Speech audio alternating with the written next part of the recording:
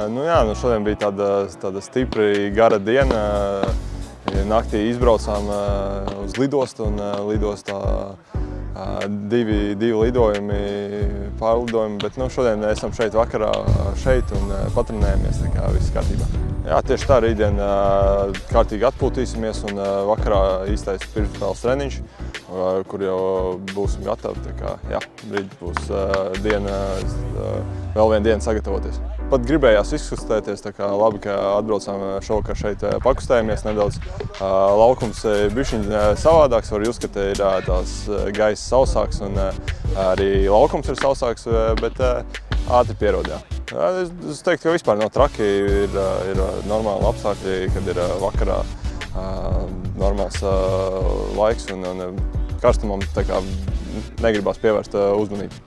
Pacēlums ir noteikti, bet uztraukums domāju, ka nav, jo ir daudz spēles jau aizvadītas tieši kvalifikācijā un pret Apo arī jau esam nospēlējuši, tā kā vēl viena spēle kārtīgi jādod visi spēki un tas arī viss.